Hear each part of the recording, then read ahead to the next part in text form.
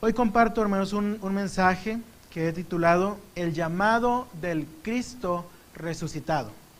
El llamado del Cristo resucitado. Estaremos considerando el texto base para este mensaje en Apocalipsis capítulo 1, versículos 9 al 20. Apocalipsis capítulo 1, versículos 9 al 20. Por cierto, voy a hacer un paréntesis con una nota aclaratoria. Por si nos pasa, no vaya usted a sorprenderse demasiado. Estamos esperando, vienen hacia acá un grupo de hermanos de Oklahoma que van a llegar aquí un rato, van a comer aquí ellos después del culto y más tarde van a salir rumbo al municipio de Terán. Van a estar allá trabajando toda la semana. Entonces, si llegan, tal vez en cualquier momento llegan y entran al culto, no sé, o si vayan a querer quedarse abajo. Si llegan y los ven entrar, pues no se sorprendan, son ellos. Y no pasa nada. Sigamos adelante con el mensaje. Ya lo dije, el texto o el título, perdón, del mensaje, el llamado del Cristo resucitado. Estamos en Apocalipsis capítulo 1, versículos del 9 al 20. Hermanos, a lo largo de la historia del pueblo de Dios, el sufrimiento ha estado presente casi todo el tiempo. Ha sido como una constante presente en la vida cristiana.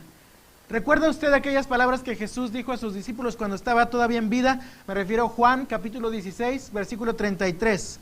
Aquí en el mundo, dijo Jesús, tendrán muchas pruebas y tristezas, pero anímense, porque yo he vencido al mundo.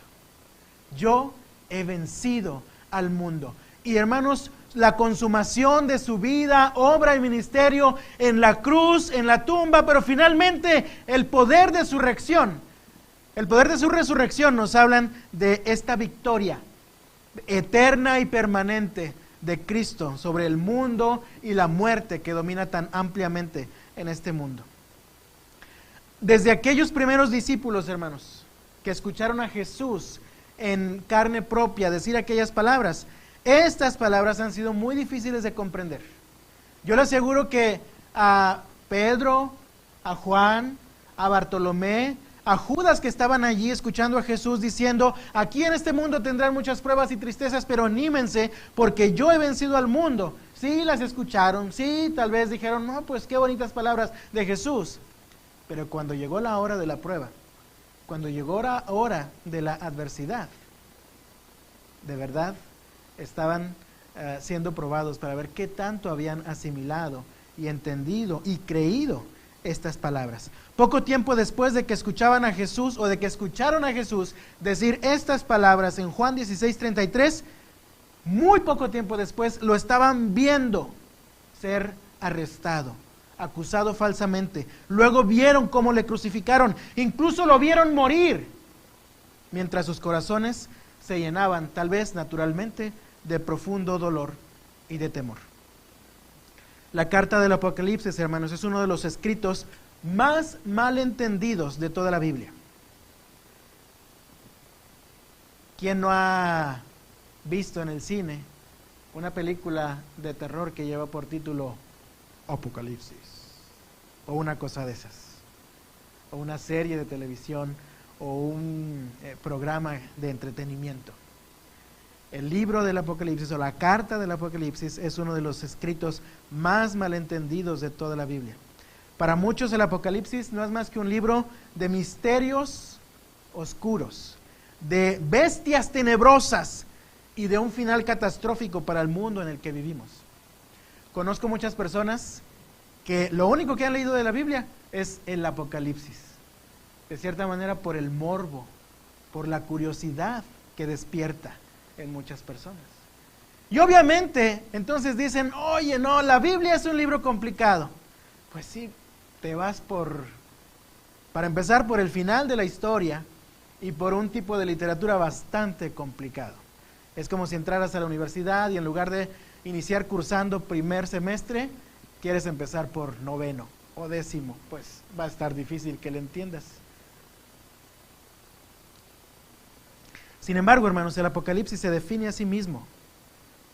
No tenemos que andar inventando definiciones de qué trata el libro del Apocalipsis, qué es el libro del Apocalipsis. Esta carta se define a sí misma.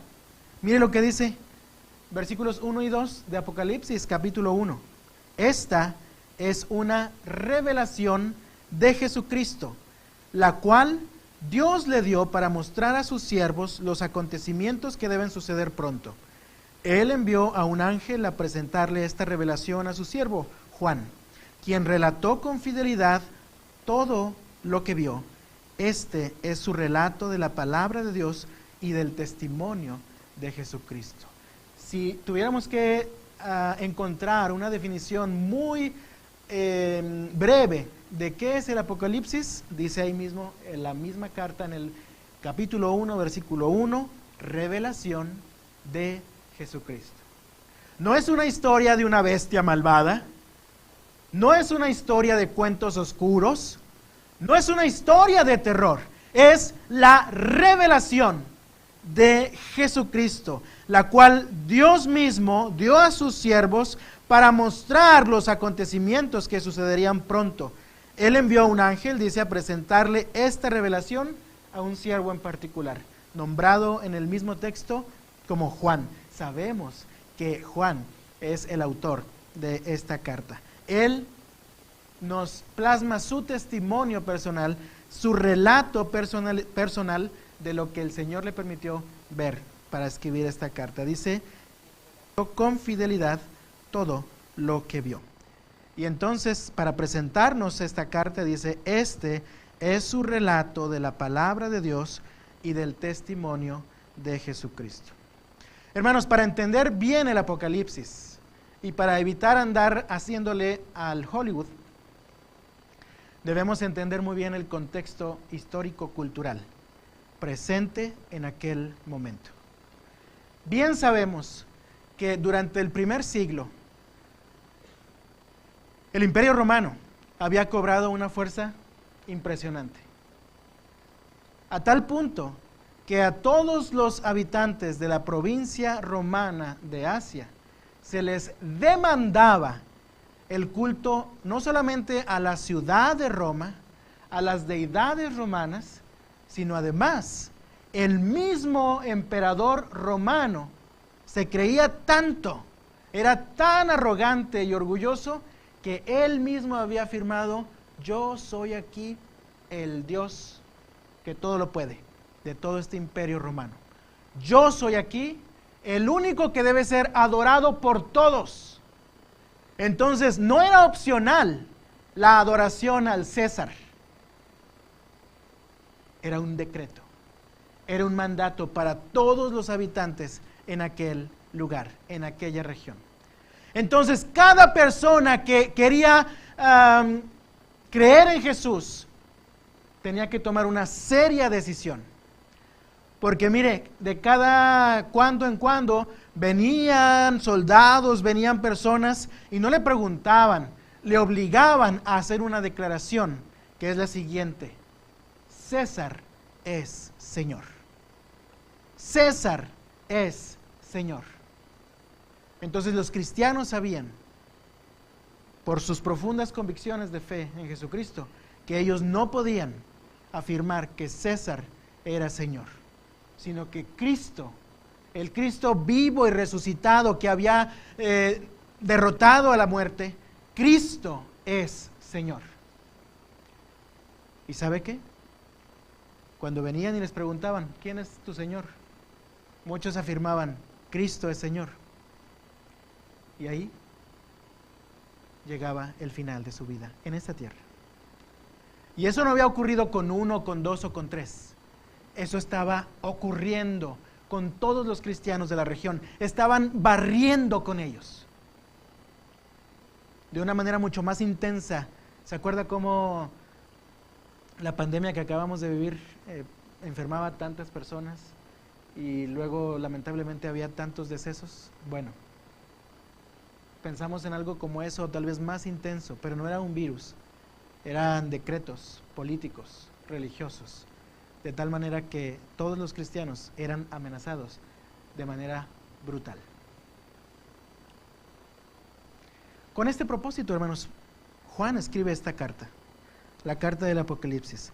Juan escribe esta carta a estas 7 iglesias de la provincia romana de Asia, con el propósito de animarles en medio de la cruel persecución que ellos vivían.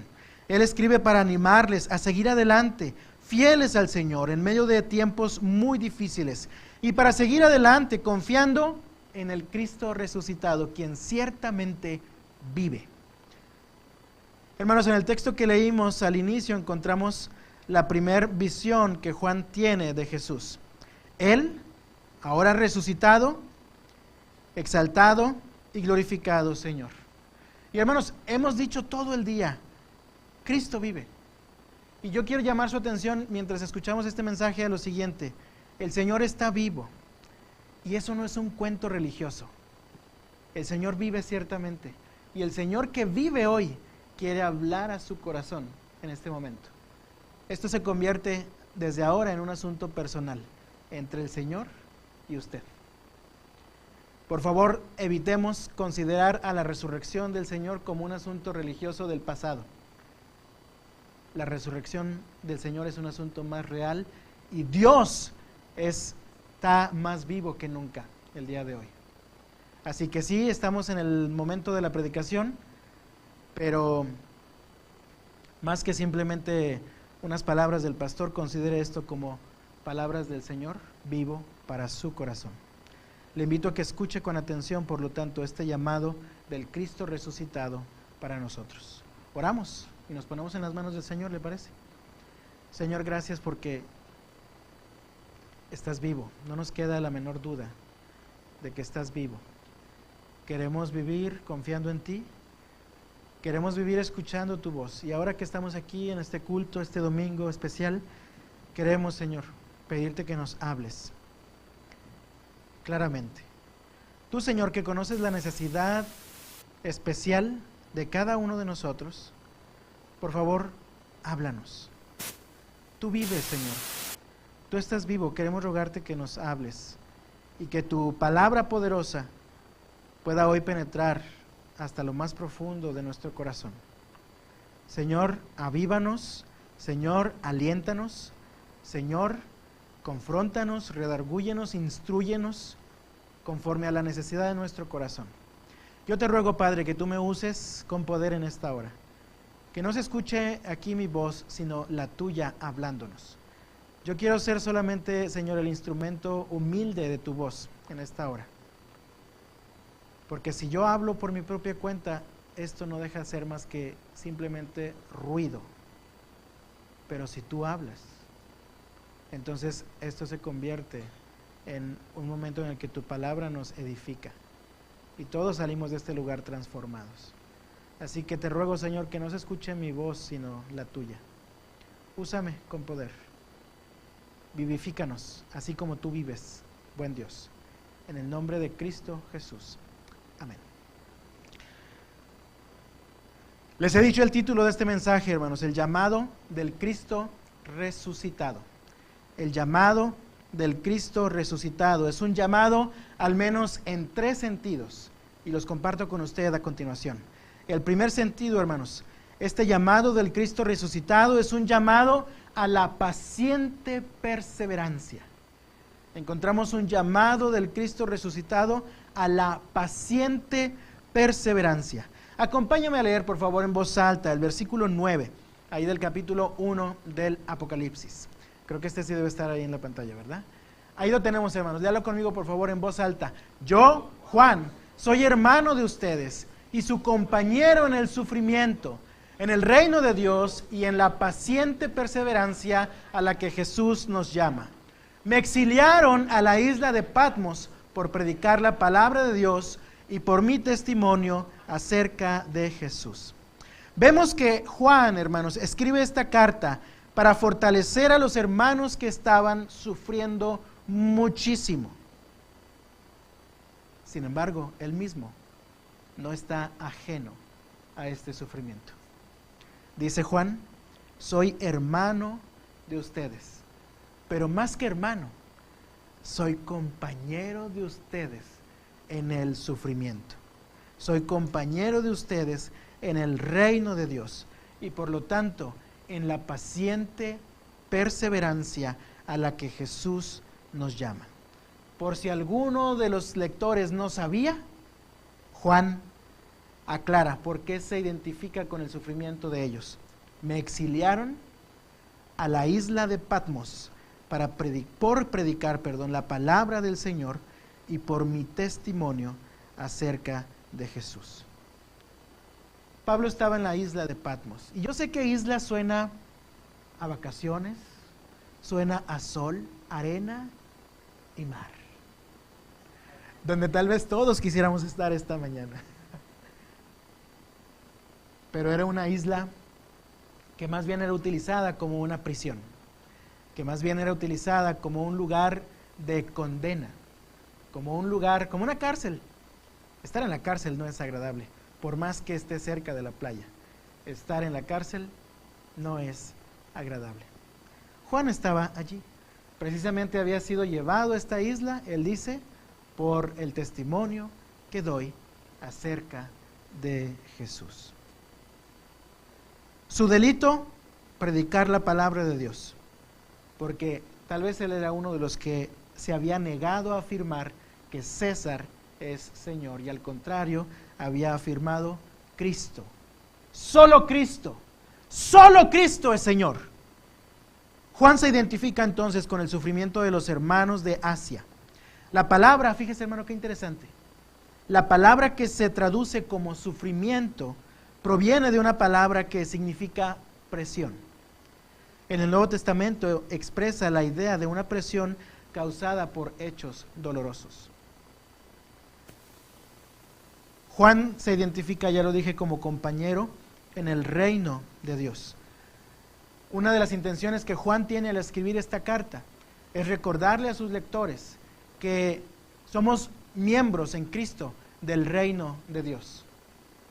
No solamente somos ciudadanos de este mundo en el que somos perseguidos, en el que hay tribulaciones, en el que hay aflicciones, en el que hay angustia y dolor, sino que sobre todo somos ciudadanos del reino de Dios, allá donde Cristo Jesús vive y reina por los siglos de los siglos.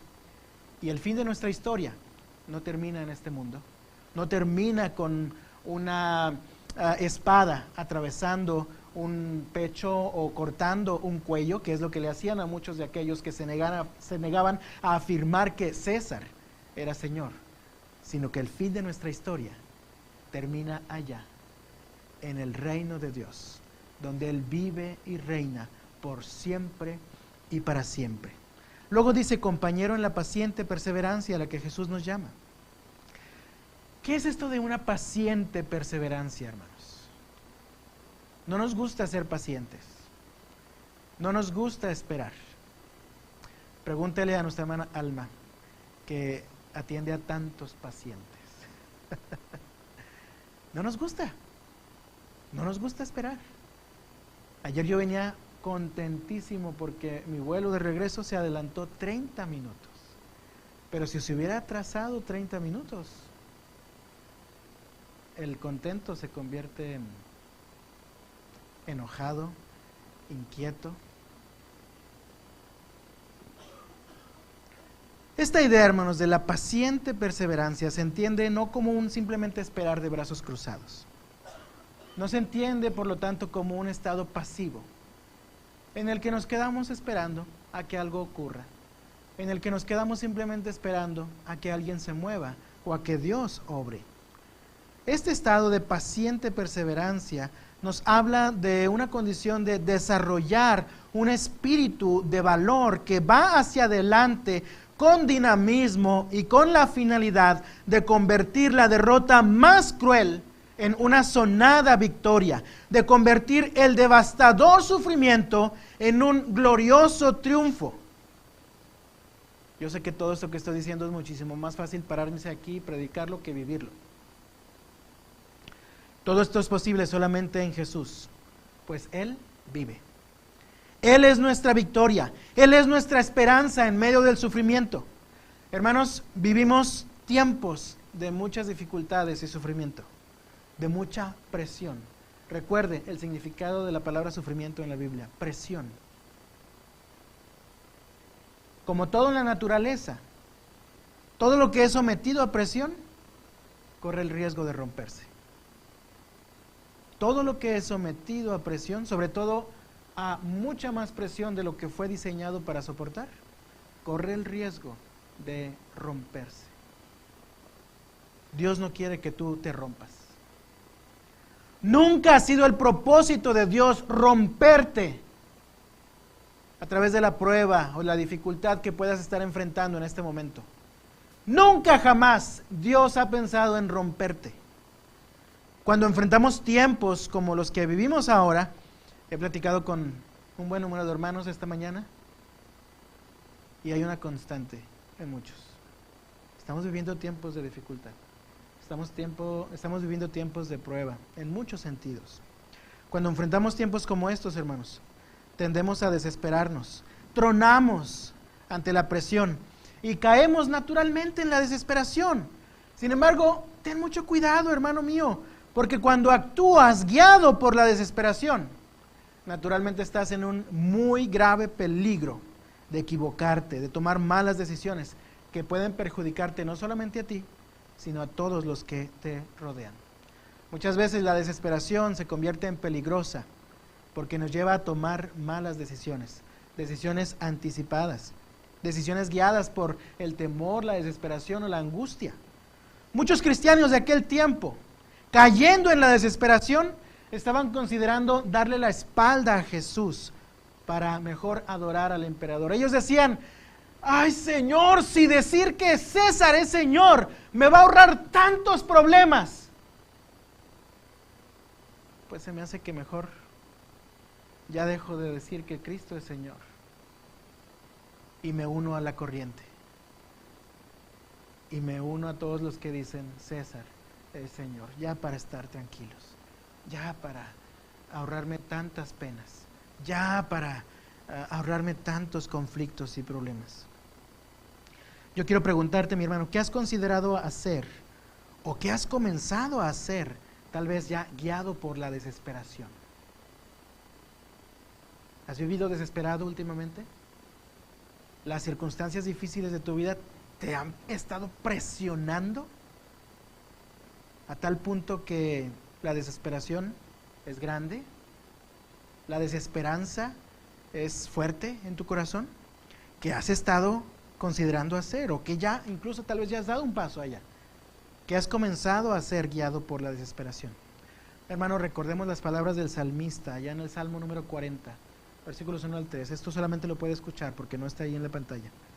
Dice la Biblia: con paciencia esperé que el Señor me ayudara. Y Él se fijó en mí, y Él oyó mi clamor. Me sacó del foso de desesperación, del lodo y del fango.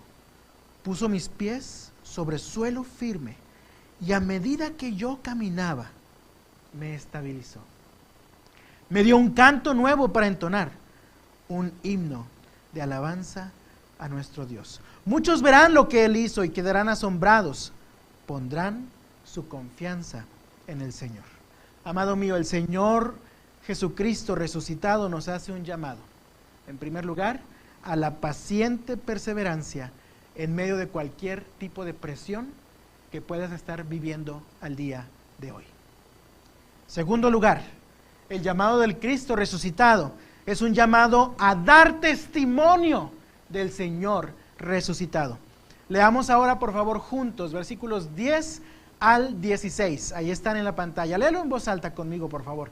Dice así: era el día del Señor, y yo estaba adorando en el Espíritu.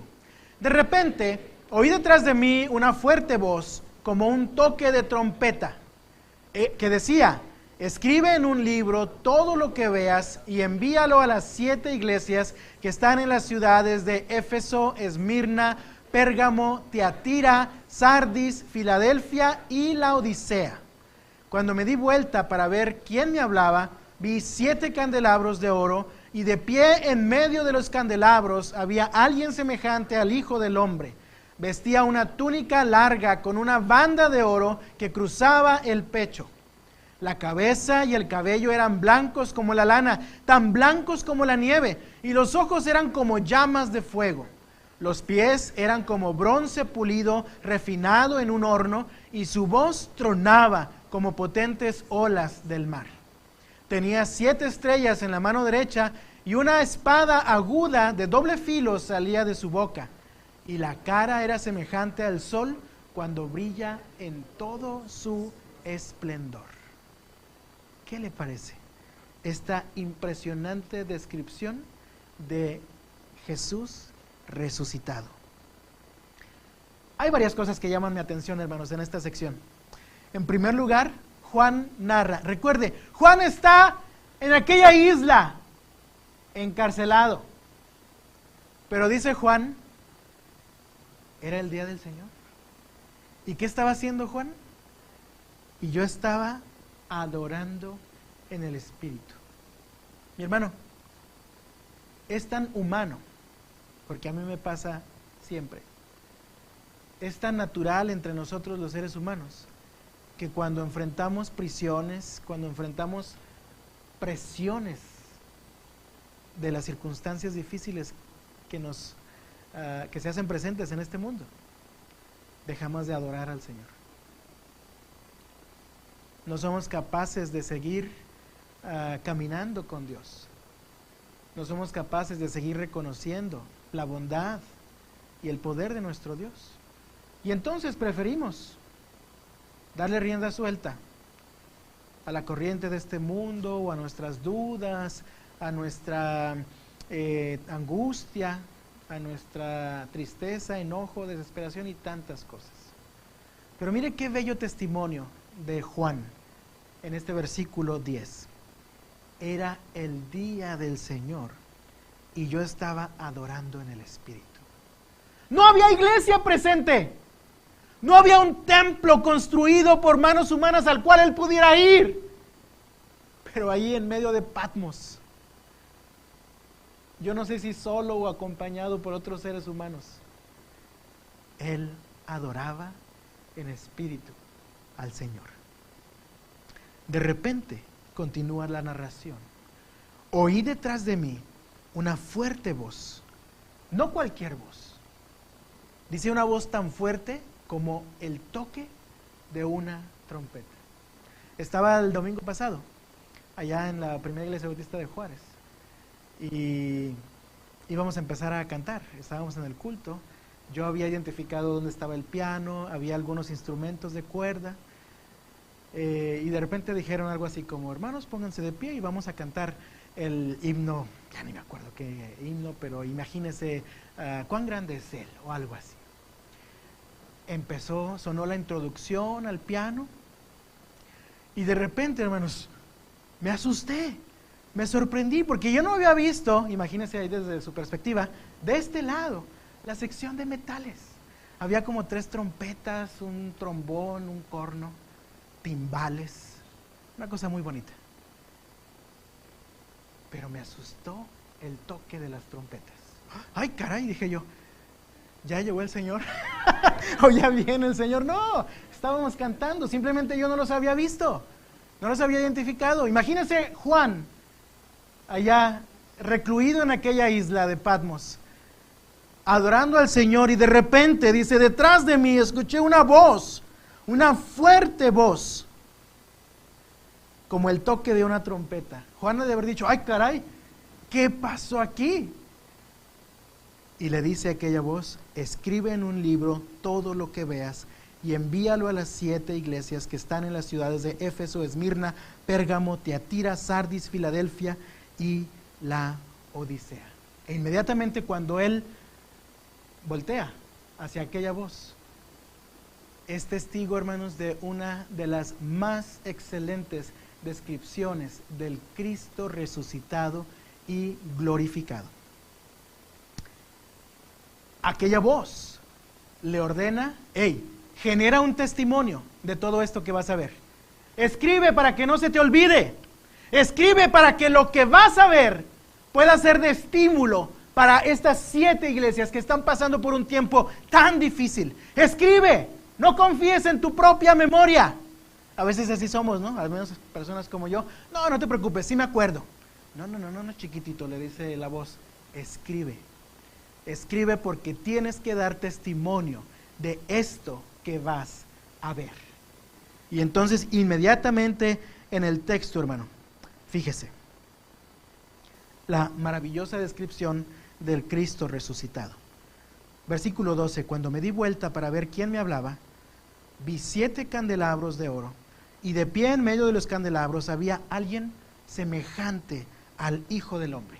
Este título, Hijo del Hombre, es una referencia directa a Cristo. Ya Cristo había muerto, ya Cristo había resucitado, ya Cristo había ascendido al cielo con el Padre, pero Juan, mira, dice, a uno semejante al Hijo del Hombre. Vestía una túnica larga con una banda de oro que cruzaba el pecho, la cabeza y el cabello eran blancos como la lana, tan blancos como la nieve, y los ojos eran llamas de fuego. Los pies eran como bronce pulido, refinado en un horno, y su voz tronaba como potentes olas del mar. Tenía 7 estrellas en la mano derecha, y una espada aguda de doble filo salía de su boca, y la cara era semejante al sol cuando brilla en todo su esplendor. Mire qué bella descripción de Cristo resucitado. Primero dice, vestía una túnica larga con una banda de oro. ¿De qué nos habla esto, hermanos? ¿Quiénes se vestían así en el Antiguo Testamento? Los sacerdotes. Los sacerdotes vestían así en el Antiguo Testamento. Así que Juan está contemplando a nadie más y nada menos que nuestro gran sumo sacerdote. Esto además nos habla de su autoridad divina. Hermanos, recordemos que en este momento tenemos un gran sumo sacerdote que intercede delante de Dios. No estamos solos, no estamos desconectados de Dios. Nuestro sumo sacerdote intercede por nosotros. Luego Juan hace 7 o describe 7 características de Jesús. Hermanos, en el Apocalipsis los números son un asunto muy importante. Y el 7 nos habla de lo perfecto o de lo completo. Así que esta descripción que va a hacer Juan de estas 7 características de Jesús, por un lado nos pueden hablar de una descripción que es completa, pero también nos describen a un Dios completo y perfecto. Primero, su cabeza y sus cabellos, versículo 14. Esto nos habla de la deidad y la sabiduría de Cristo. En segundo lugar, se mencionan sus ojos como llama de fuego. Esto nos habla de la capacidad de escrutinio penetrante y del juicio intenso que tiene Cristo. Pero también, hermanos, es una buena noticia, estos ojos como de fuego. Cristo te mira siempre. No importa dónde estés, no importa el lugar en el que tú estés. Mire, yo no comparto la idea que algunos han hecho popular por mucho tiempo. Por ejemplo, yo he escuchado enseñanzas, es pecado que los cristianos vayan al cine. ¿Por qué? Y el argumento que se da es, ¿qué va a pasar cuando venga el Señor y me encuentre en el cine? Pues en el cine y en donde andes, Cristo te puede ver. Sus ojos son como poderosas llamas de fuego. Ahora, el hecho de que Cristo te pueda ver siempre tiene 2 implicaciones. Por un lado, su mirada te cuida, su mirada te vigila, su mirada está al pendiente de ti, pero por otro lado, no hay nada que puedas esconder de la mirada penetrante del Señor. Así que ocupémonos, hagamos lo que nos toca a nosotros para que el Señor vea cosas buenas en nosotros. Siguiente característica, hermanos, sus pies como bronce pulido, refinado en un horno, versículo 15. Esto nos habla de la fuerza y el poder de Cristo. Luego dice, siguiente característica, su voz tronaba como potentes olas del mar. Esto nos habla del poder y la soberanía de nuestro Dios.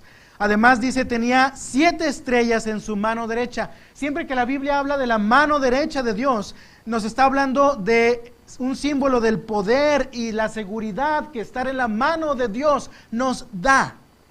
Y luego dice que en esa mano hay 7 estrellas, que estas 7 estrellas, según los eruditos de la Biblia, identifican tal vez a los 7 ángeles de las 7 iglesias de Asia. Algunos dicen, bueno, esto puede ser un símbolo de los pastores de aquellas 7 iglesias, o finalmente puede ser también un símbolo de las 7 iglesias completas. Me gusta pensar en la idea que aquellas 7 iglesias de Dios que estaban sufriendo tanto, estaban en la mano de Dios, estaban en la mano fuerte de Dios.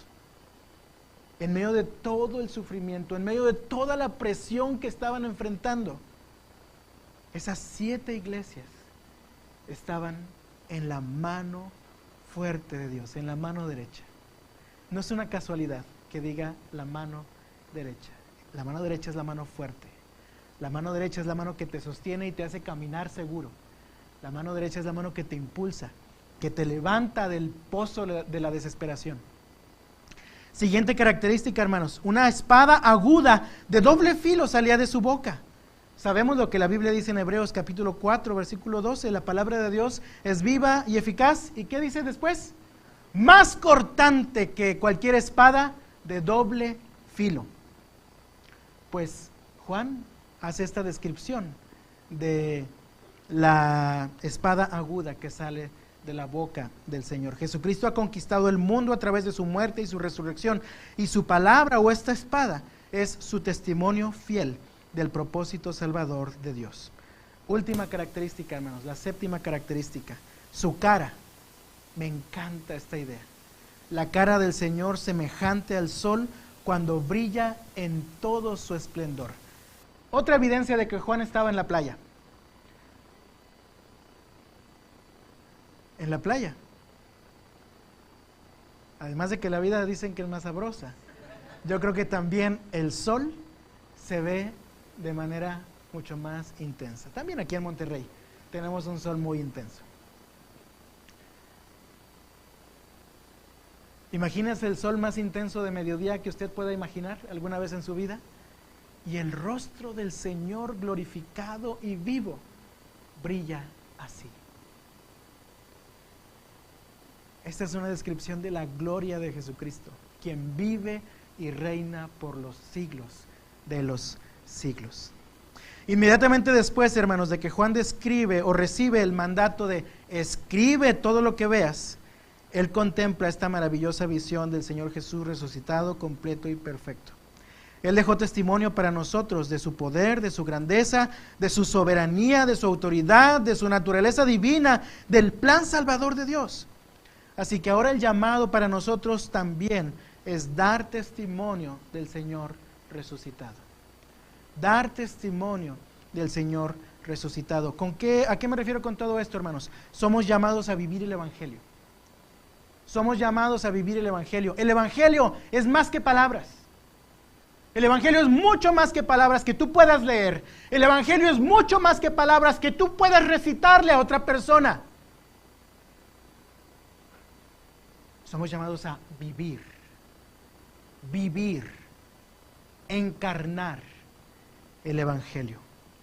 Porque lo que más impacta a las personas que nos rodean hoy en día no son nuestras palabras,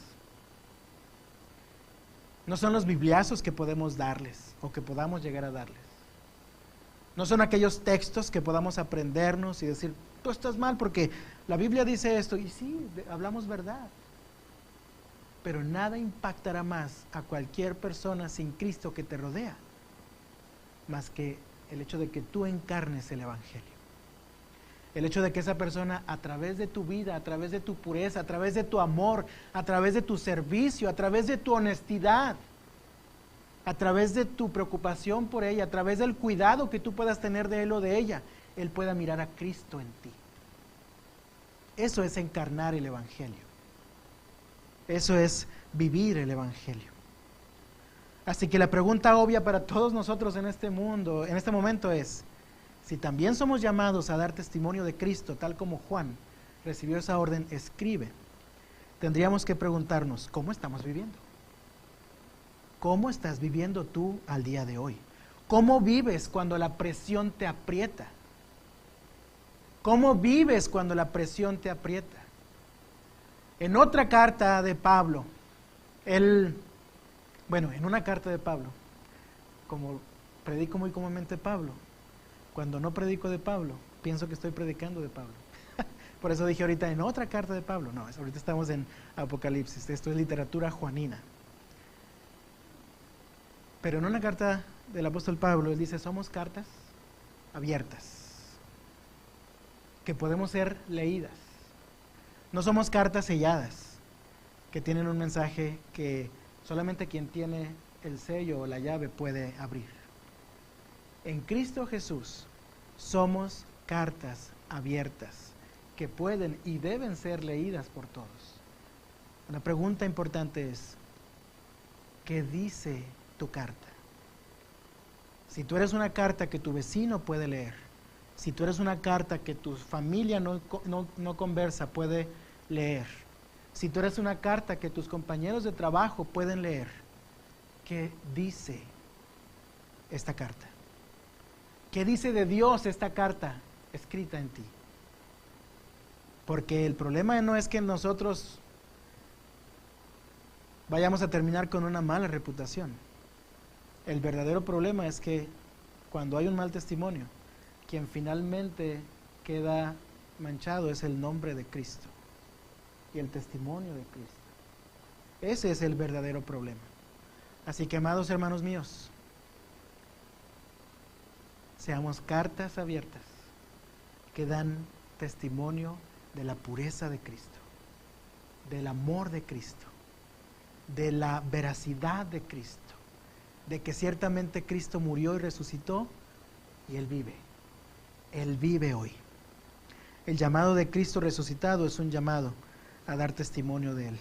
Cuando hablaba de presión, hermanos, y cómo las dificultades nos presionan, recordé 2 Corintios capítulo 4, versículos 8 al 10. Escuche con atención este texto. Por todos lados, testifica Pablo, por todos lados nos presionan las dificultades, pero no nos aplastan. Estamos perplejos, pero no caemos en la desesperación. Somos perseguidos, pero nunca abandonados por Dios. Somos derribados, pero no destruidos. Mediante el sufrimiento, nuestro cuerpo sigue participando de la muerte de Jesús, para que la vida de Jesús también pueda verse en nuestro cuerpo. Que esta sea una realidad en tu vida y en mi vida. En tercer lugar, hermanos, el llamado del Cristo resucitado es un llamado a la confianza total. El llamado del Cristo resucitado es un llamado a la confianza total. Lee conmigo, por favor, versículos 17 y 18 de este capítulo 1 del Apocalipsis. En voz alta, por favor, dice así: cuando lo vi, caí a sus pies como muerto, pero Él puso la mano derecha sobre mí y me dijo: no tengas miedo, yo soy el primero y el último. Yo soy el que vive. Estuve muerto, pero mira, estoy vivo por siempre y para siempre. Y tengo en mi poder las llaves de la muerte y de la tumba. ¡Qué maravilloso, hermano!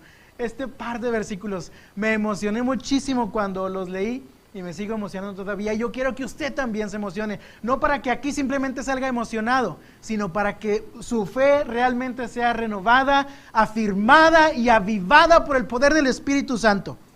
Después de describir esta visión maravillosa de Jesús con estas 7 características, ¿se acuerda todavía de estas 7 características? Juan nos describe ahora su reacción humana. Después de contemplar al glorioso Cristo, caí a sus pies como muerto. Probablemente profundamente angustiado, hermano. Sabe que la angustia se define como la sensación de muerte. ¿Y cuántas cosas nos generan angustia en esta vida? Muchísimas, muchísimas. Cuando lo vi, caí a sus pies como muerto. Esta es una reacción muy común en la Biblia, hermano. Cuando un hombre de Dios tuvo una teofanía o una visión de la gloria de Dios, una reacción muy común era el temor. ¿Se acuerda de Isaías? Cuando ve a aquel santo, santo, santo Dios, él dice: ¡ay de mí que soy muerto! Sin embargo, en otro sentido, hermanos, también es el temor una reacción muy común y muy natural cuando estamos en peligro, cuando enfrentamos dificultades, cuando la enfermedad llega o cuando las crisis arrasan nuestra vida. Me encanta la respuesta de Jesús al temor angustiante de Juan. No le dijo algo así como: ¡ay, Juan! Se supone que debiste ya haber aprendido lo suficiente después de haber andado conmigo aquellos 3 años. No salgas con esas niñerías, Juan. No. Tal vez yo hubiera dicho eso. O tal vez yo hubiera hecho eso. Pero Jesús, dice el texto, versículo 17, le puso la mano derecha sobre el hombro, tal vez sobre su cabeza, no sé exactamente dónde. Dice, Él puso la mano derecha sobre mí y me dijo, qué palabras tan preciosas le dijo, no tengas miedo. No tengas miedo. Yo soy el primero y el último. Yo soy el que vive. Me encanta cómo se describe el Señor Jesús. Yo soy el que vive. Sí, estuve muerto. Ciertamente estuve muerto por algunos días. Ciertamente fui a la cruz. Ciertamente estuve en la tumba. Pero mira, Juan. Mírame bien, Juan. Mírame bien. Abre bien los ojos. Ahora estoy vivo por siempre y para siempre. Y no solo eso. Mira la última frase, hermano. Tengo en mi poder las llaves de la muerte y de la tumba. ¿Qué no es el que había quedado atrapado por la tumba? Pues no. Mire, cuando una persona compra una casa, ¿cuál es el símbolo de que ahora él es el dueño de esa casa? Aquí están sus llaves, Señor. Cuando una persona va y compra un automóvil, le dicen, Señor, aquí está su carro. Pues Jesús tiene en su mano nada más y nada menos las llaves de la muerte y de la tumba. Aquella tumba que temporalmente lo detuvo, aquella tumba que temporalmente lo sostuvo, nunca fue Señor de Cristo, sino que vemos a Cristo siendo el Señor de la muerte y de la tumba, con las llaves en su mano. Qué maravilloso es Cristo. Qué maravilloso es Cristo.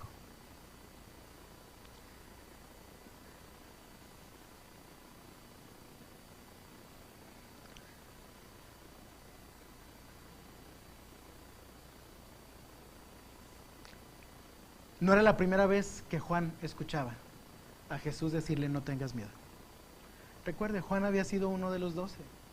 Juan había pasado al menos 3 años viviendo con Jesús. Al menos en la Biblia encontramos que aquella vez que Jesús se acercó a sus discípulos caminando sobre las olas, ¿se acuerda? Cuando lo vieron y pensaron que era un fantasma. Él les dijo, hey, no tengan miedo, yo soy. También Mateo 17:7 nos narra que en la transfiguración del Señor, Jesús les dijo a sus discípulos, no teman, no tengan miedo. Pues ahora, hermanos, después de contemplar aquella maravillosa visión del Cristo resucitado, Juan escucha las mismas palabras. No tengas miedo, Juan. Soy yo. Mírame. Mírame bien. Abre bien los ojos. Tal vez quedaste un poquito asustado cuando me viste allá en la cruz. Tal vez quedaste un poquito asustado cuando miraste que descendían mi cuerpo para llevarlo a la tumba. Tal vez te llenó un poquito el pánico cuando viste que me envolvieron y me llevaron a aquella tumba prestada. Pero mírame, ahora puedes verme. Sí, ciertamente estuve muerto, pero ahora vivo. Y además, mira las llaves que tengo en mi mano. Las llaves de la tumba y de la muerte.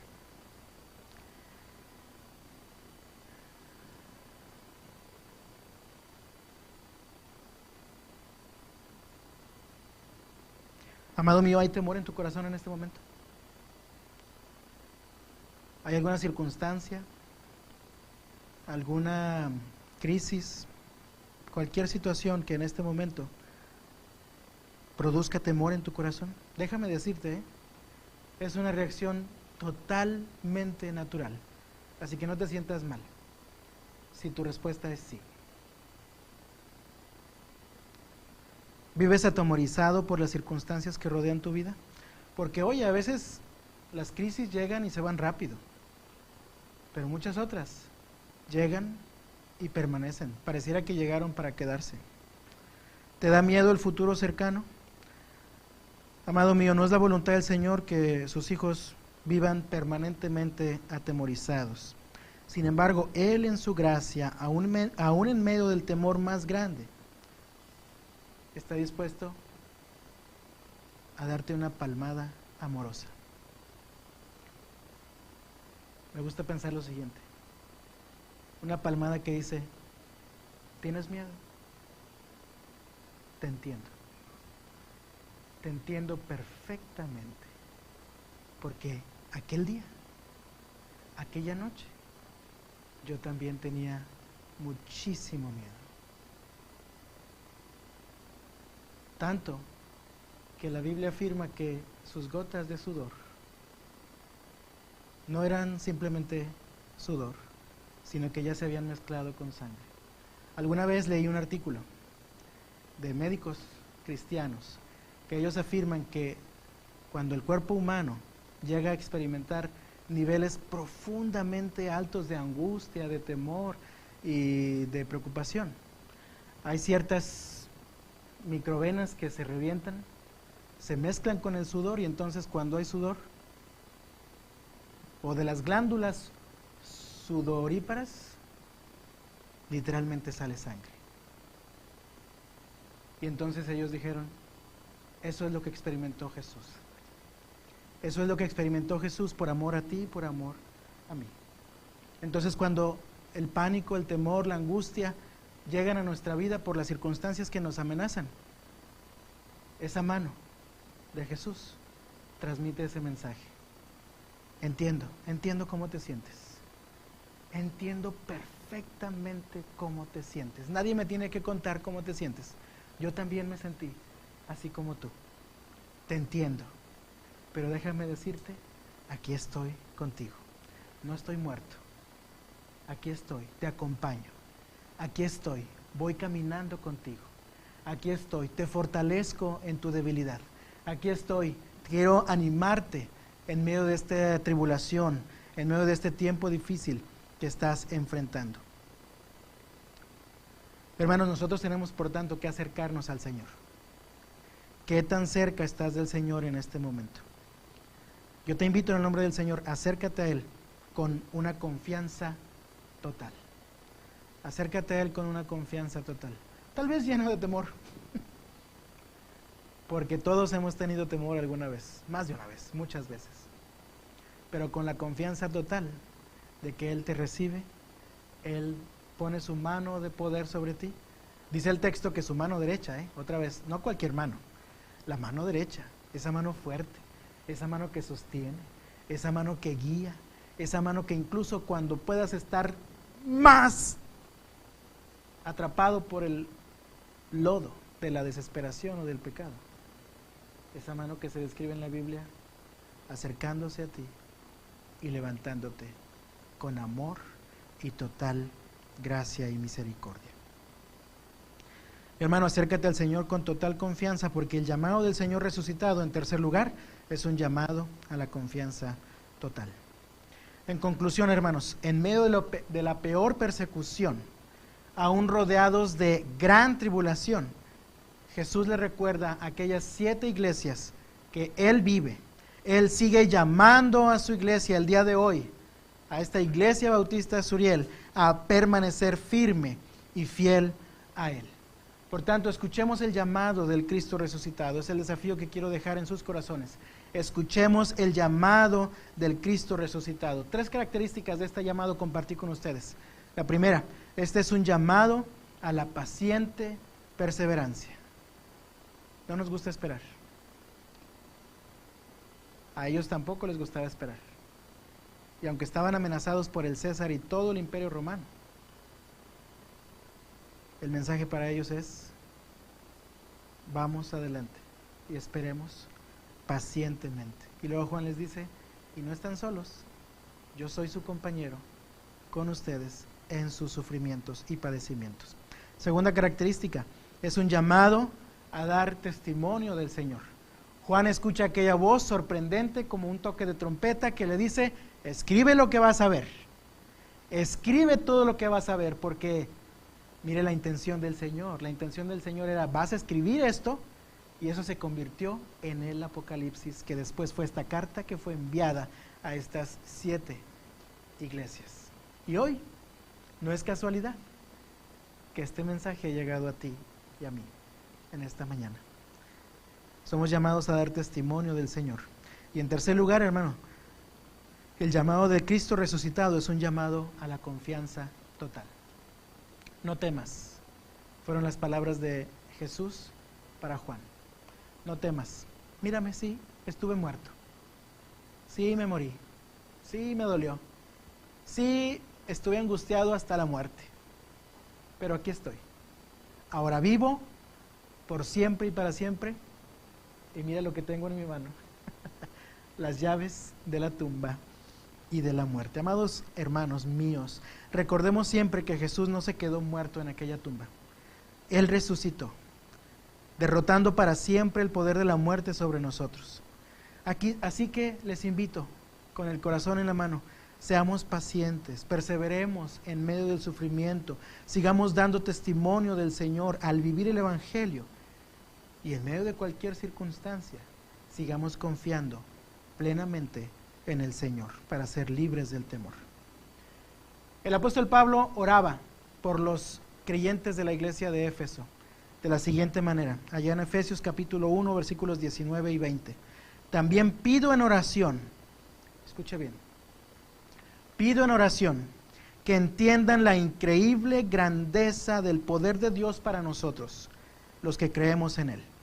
Es el mismo gran poder que levantó a Cristo de los muertos y lo sentó en el lugar de honor a la derecha de Dios en los lugares celestiales. Lo que está diciendo Pablo en esta oración es: Señor, abre sus ojos en medio de cualquier circunstancia, para que ellos puedan entender que ese mismo poder que aquel día levantó a Cristo de los muertos, ese mismo poder es con el que yo obro y cuido ahora a mis ovejas.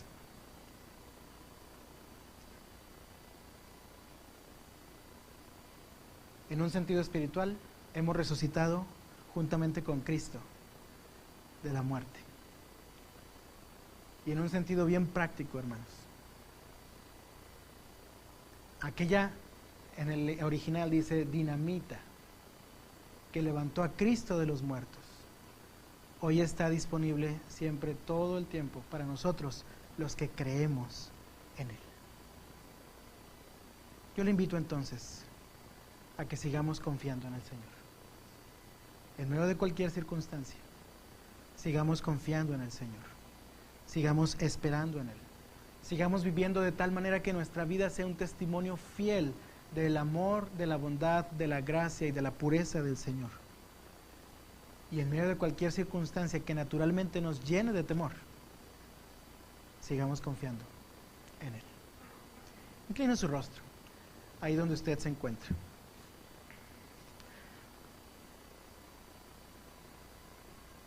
Señor, gracias porque ciertamente tú estás vivo, ciertamente tú estás con nosotros. Tú estás aquí, Señor. Sí, estuviste muerto, sí, fuiste crucificado, sí, fuiste sepultado en aquella tumba, pero resucitaste, ascendiste al cielo con el Padre, pero tú estás aquí. Tú estás aquí. Tú puedes ver en este momento aquellos corazones afligidos, aquellas mentes preocupadas, aquellos corazones, Señor, necesitados de ti. Y tú estás aquí, Señor glorioso, y tu mano derecha reposa también sobre nuestros hombros, sobre nuestra cabeza, transmitiéndonos total y absoluta empatía, porque no tenemos que contarte nada a ti acerca de la presión que generan las dificultades en este mundo. Tú lo viviste en carne propia. Tal vez a un nivel en el que nosotros no hemos conocido. Así que tú nos entiendes en este momento. Tú te compadeces de nosotros y tú nos invitas a esperar pacientemente en ti. Tú nos invitas a seguir viviendo de tal manera que demos testimonio de ti. Y tú nos invitas a enfrentar cualquier circunstancia confiando por completo en ti.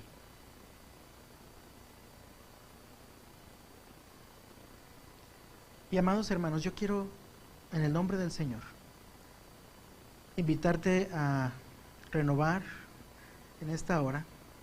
No queremos que sea un domingo de resurrección como otros. No queremos que simplemente sea un domingo más y ya. Sino yo quiero dejar en tu corazón una invitación de parte del Señor a renovar tu pacto de fidelidad, tu pacto de amor, tu pacto de confianza en Él. Si tú has escuchado la voz de Dios en esta hora, de cualquier manera posible, si algo de lo que yo he dicho ha tenido sentido para ti, tal vez estás enfrentando una situación complicada, tal vez te estás desesperando, tal vez simplemente reconoces que debes vivir de una manera que refleje un mejor testimonio de Cristo. Si algo de lo que yo he dicho tiene sentido para ti y tú estás dispuesto a renovar tu compromiso con el Señor, ahí desde tu lugar, ponte de pie. Ponte de pie simplemente. Y quiero orar por ti. Ahí en su lugar, póngase de pie.